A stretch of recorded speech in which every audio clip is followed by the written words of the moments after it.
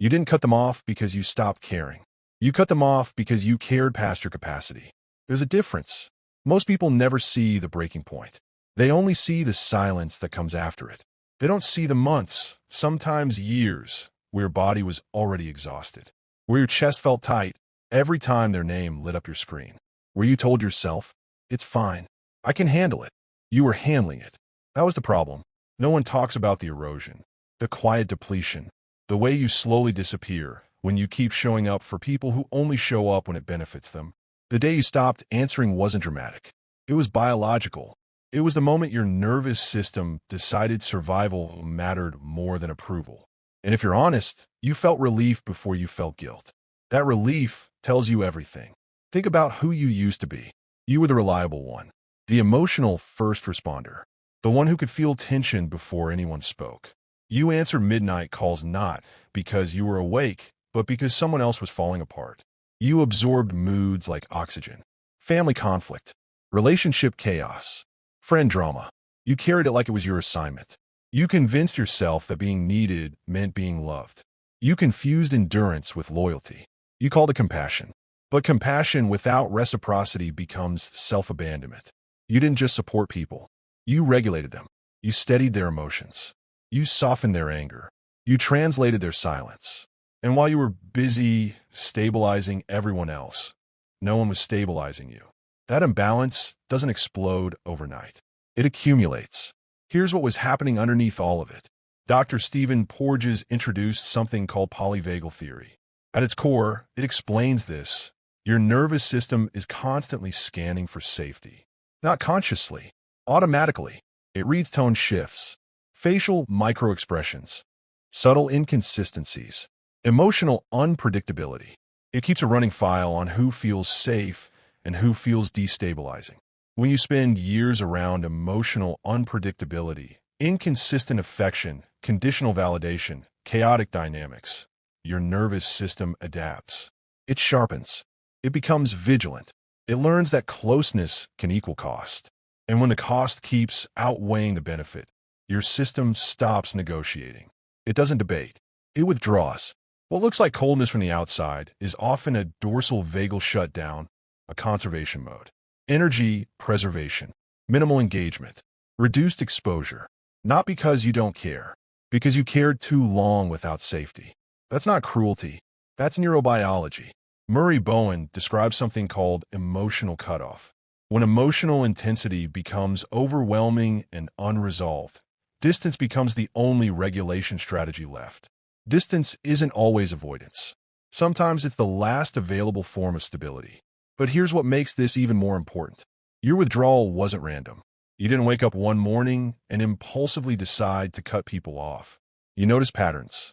You always notice patterns. The apology that never led to change. The warmth that always came with conditions. The affection followed by withdrawal. The friend who only called in crisis. The family member who disguised criticism as concern. You tracked the cycle long before you exited it. People with early emotional stress often develop heightened threat detection systems. Their brains become exceptionally skilled at reading subtle shifts, microsignals, inconsistencies, predictable endings. You weren't paranoid. You were pattern literate. You saw the third act before most people finished the first scene. And when the script never changed, you finally did. That's not impulsivity. That's intelligence. There's something most people misunderstand about you. They call it isolation. They call it withdrawal. They call it antisocial. But they're measuring your life by volume, not by quality. Here's the distinction that changes everything. Loneliness is wanting connection and finding absence. Solitude is choosing peace and finding yourself. Loneliness aches. Solitude restores. Loneliness feels like rejection. Solitude feels like alignment. When your phone is quiet now, it doesn't feel like abandonment. It feels like oxygen. You can think. You can rest. You're not bracing for the next emotional demand. You're not pre-planning responses. You're not rehearsing explanations. For the first time in years, your nervous system isn't on standby. That's not emptiness. That's regulation. But this is where maturity matters. Humans are wired for connection. Chronic isolation damages the body. Cardiovascular stress, immune suppression, cognitive decline. The data is clear. And here's the part people ignore. Chronic exposure to destabilizing relationships damages the body too. Stress chemistry doesn't care whether it came from loneliness or chaos. So the real question isn't, should I let people in? It's, who is safe enough to enter? There's a difference between a wall and a gate. A wall says, no one gets in. A gate says, earn access. A wall is fear. A gate is discernment. The strongest people aren't the ones who isolate completely. They're the ones who curate carefully. So ask yourself honestly, are you protecting peace? Or are you protecting yourself from ever feeling vulnerable again? Because boundaries preserve connection. Armor prevents it. And if you built armor, that's understandable. But armor gets heavy. If this resonates, hear this clearly. You're not antisocial.